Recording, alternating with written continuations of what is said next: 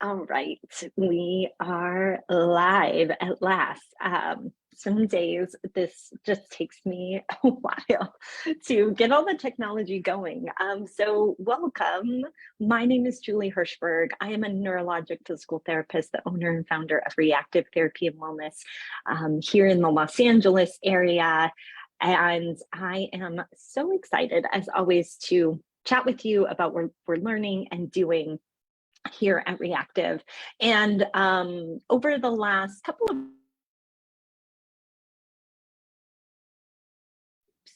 accidentally muted myself. So over the last couple of weeks, I've been talking about functional neurologic disorders. And this is because we're hosting a workshop coming up next week. It's for healthcare providers. And we're going to be sharing our strategies so that all healthcare providers can find success with people with functional neurologic disorders and be able to empower their colleagues and build teams to help them and all of those great things. So that's coming up on September 13th. Just next week, you can sign up at reactiveeducation.com/FND workshop. So I have been looking at the literature, and really re-looking at the literature is what I find myself doing a lot, is rereading and rereading some of the things that I have read before, particularly when it comes to the neuroscience, understanding the brain, and just trying to answer that question, like, why does this happen? Because the why helps us understand how to do the treatment. So last week, I talked about the predictive brain, and particularly a really great article.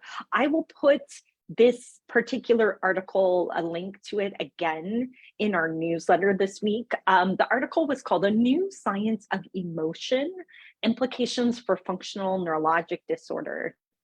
And this was in Brain just this past month, and a really great review of some of the new understanding of emotion, of allostasis, and of how the idea of the brain having these categories for emotion and predicting or having a lack of granularity and emotion, and therefore not making great predictions based on incoming information, can lead to functional neurologic disorder.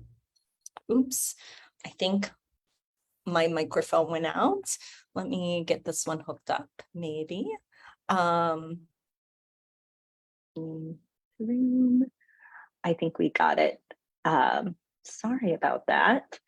Let me take this one out. So that was part one. And actually, there's still so much more that I would love to talk about from that article. But I want to bring back, this is what I love about reading some of the research, is when I start reading an article kind of from this space, this was the New Science of Emotion, it has me thinking about, like, oh, well, this is very similar to other things that I have read, things like the broken escalator phenomena in FND, and things like this, what I want to share with you today, which I have shared a little bit before, but I really want to bring it back to this idea of the predictive brain.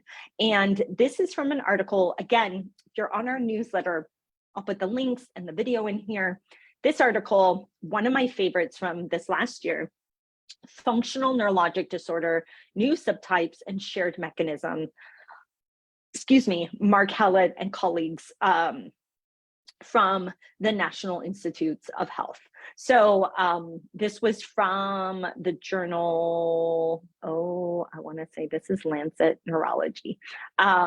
Excuse me. So I want to share and just kind of connect these ideas, these theoretical principles of the predictive brain in beyond just this science of emotion, but also in movement, because I think there's some really important pieces here. So I'm going to go ahead and share my screen.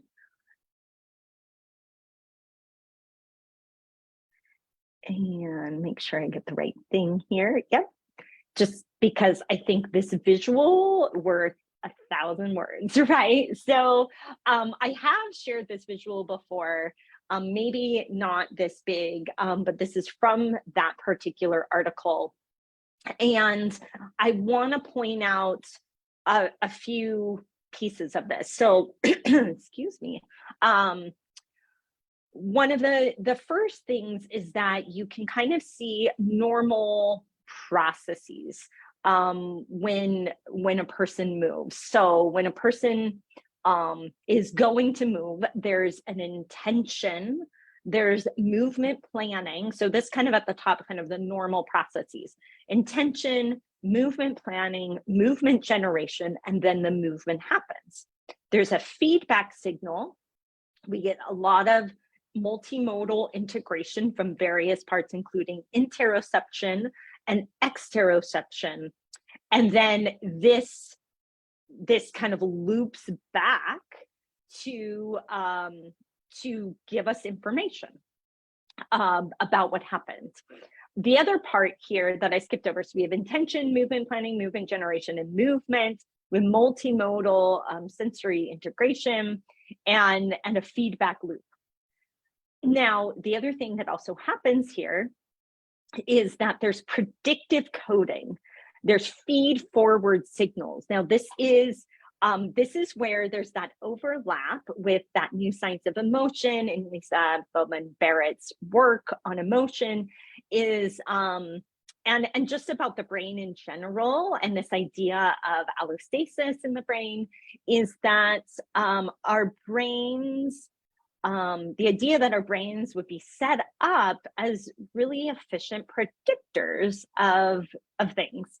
And so there's this predictive coding and feed forward signaling that allows the brain to save energy and also to efficiently produce movement.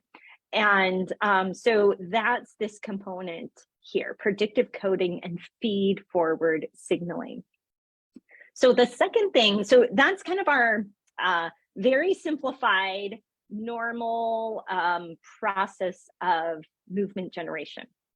So then what I really love in this diagram is Mark Hallett and colleagues highlighted some of the areas that we've known from imaging studies in functional neurologic disorder to go awry. So intention. So dorsolateral prefrontal cortex, that's the DLPFC, there's abnormal connectivity in the DLPFC. So this is one area that can go awry.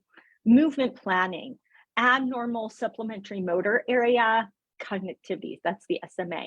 So could be movement planning. We also know there's other influences on these two steps, one being an emotional influence. And again, he highlights in some of the literature in FND, hyperactivity in the amygdala and the limbic motor system. Attention influencing this in movement generation, reduced sensory attenuation. Also have found in some of those imaging findings, hypoactivity in the basal ganglia, but normal M1. So basal ganglia being one of those modifiers of movements, M1 being the primary motor cortex strip in the brain. So many areas on this side of things, so this movement generation side, that can go awry. This is why we must test and treat motor control. It's a primary motor control deficit when we look at these pieces. But and I don't think that's any surprise. And I actually think physical therapists, occupational therapists are really very good at capturing motor control. Now, I'm going to just make sure here I got this for you. Okay, so I wanted to make it a little bit bigger. So now let's look at the other side of this. And I'm just going to click over to Facebook here. By the way, thanks so much for joining us live. If you have questions, if you have comments, so go ahead and put them in the comments. Sometimes they're delayed, but I'll make sure to check in on that. Okay, so motor control, primarily over here, we see that it's influenced by things, but on the other side, also really important, and this is why we need to test and treat as well. So interoception, impaired interoception accuracy. It could either be reduced or actually increased, and that's what's been found in the literature. So sensing interoception, it's sensing kind of what's going on inside. Exteroception. Now, this is our kind of what I would say, what we generally as therapists think of as somatosensory testing. This can really change, particularly when there's a novel sensory experience like an injury. And I always think of A Leg to Stand On by Oliver Sacks. Really great example of a novel sensory experience when he injured his knee. So this changes, we know these can be predisposing factors in FND. And then the way those are integrated in the brain, this multimodal integration from both predictive coding, from movement planning, from movement generation, the feedback signal from the movement, from interoception, from exteroception, we've got to integrate that all. And this can actually go awry too, particularly with that abnormal sense of agency, which is the right temporoparietal junction, which there has been studies to show abnormal activity in that area. So, so in this model, what I think is so important to us as therapists is one that we kind of go back to our like motor control 101 and kind of remember how movement is organized and generated, because that means we can actually intervene at any of these levels. Number two, that we have this predictive process that helps things go a little quicker and more efficient. And there might be some poor predictive coding that occur. And this is, again, the link back to what I talked about last week in the new science of emotion, is that it may be that in a subset of people with FND who lack the emotional granularity, that could lead to impaired predictive coding. So, but again, this is the brain and it's plastic. These can be reversed, right? So this can be improved. We can improve the predictive coding. We can improve multimodal integration. We need to test interoception and exteroception. We can treat here, which is going to improve our the accuracy of the prediction error. So let me explain that, by the way. So let's say, for example, a person has really poor body awareness, kinesthesia, proprioception. Then when they actually get the feedback about their movement, it's inaccurate. It's not actually matching what is actually happening. And we hear this a lot in vestibular disorders as well. So that then would relay and basically cause a mismatch of what we intended and what actually occurred. So this is exactly where we can intervene, and we can change that. We can improve the accuracy of the prediction error by helping improve somebody's sensory, either interoception or exteroception, or maybe it's their integration. This is what I love in talking to our dizziness pros, Jamie and Catherine, the multimodal integration for the vestibular system, or for dizziness. So the vestibular system, the visual system, the sensory system, working on those multimodal integrations so that, again, we can actually improve the accuracy of the prediction error and improve this whole feedback loop, which then will actually start to change the predictive coding. Because if the predictive coding was set, kind of had a priori categorization that was occurring, we can change that by helping the brain to recategorize something. So an example from, I'll give an example of that because I know that might have seemed like, what are you really talking about? So an example that I really loved in the New Science of Emotion paper was they talked about tremor, somebody experiencing tremor, particularly, this can occur after a really scary event. Like I'll put this in context for myself. So if anybody's been in like a really bad car accident, or even like just narrowly avoided a car accident, some sort of traumatic event, right? So post-trauma, post after that, sometimes your whole body is shaking. Maybe you're crying, you're shaking. It's almost a discharge of your nervous system, right? You're upset, you're scared. Well, in the paper in the New Science of Emotion, where they talk about, well, how might the brain actually interpret that? If you had not had that prior experience or encoding, that tremor could actually be scared, fearful, terrified, a range. So I'm giving kind of a range of maybe fear words, so some granularity to that emotion. If you didn't have that, then you may actually, not you, but your brain. So I just really want to say that it's not that the person decided.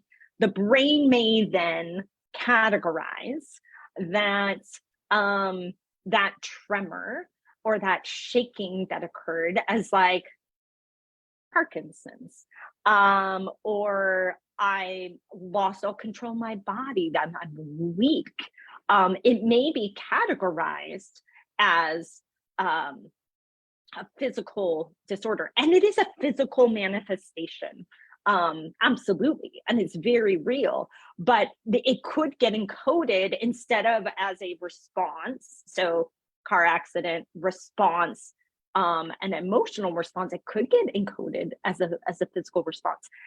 And then if the interoceptive and exteroceptive signals aren't able to really differentiate that, maybe they're not clear, maybe there actually is some impairment in those areas, that actually continues and you have that category.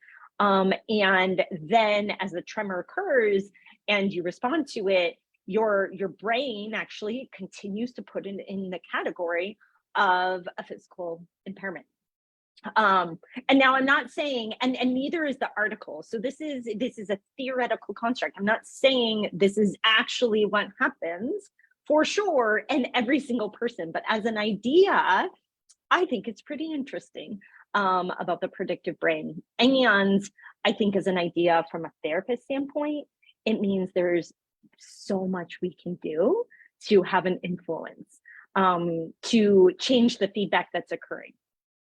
I think that is so very exciting, gets me excited to talk about this. Obviously, I will talk about this all of the time, to advocate for care for healthcare providers to understand functional neurologic disorders, which is why we're doing a workshop next week.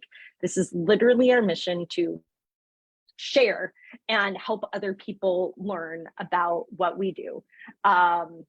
Not just what we do, but what is out there and what we can do for functional neurologic disorders so that we can help people. The brain is plastic, and we just need to know kind of the right way to test and intervene at these different levels. So that was part 2. There may be a part 3 of the predictive brain, because this is a very deep area. We could go down a very deep rabbit hole, but I think these 2 weeks have been really helpful. I've been so interested in this, and I know when I get interested, I just want to read and read more. So it's been kind of a fun journey. Thanks for joining me. Again, if you're not on our newsletter, join us at reactiveeducation.com. I'll send these papers and the videos out to you. And reactivept.com if you're a person with neurologic disorders. So I'll send you that, and then you won't get our emails about all of our education stuff, because right now we're sending out a lot of emails because we are doing our workshop for healthcare providers, and we're going to be opening our doors to our Brain Bites community, which is a year-long mentoring community for therapists who are working with people with FND and other complex conditions. So, so if you're a healthcare provider, get on our newsletter. If you're a person with a neurologic disorder, join our newsletter at reactivept.com. And thanks so much for joining me today. I so appreciate our community, and I hope to see you soon.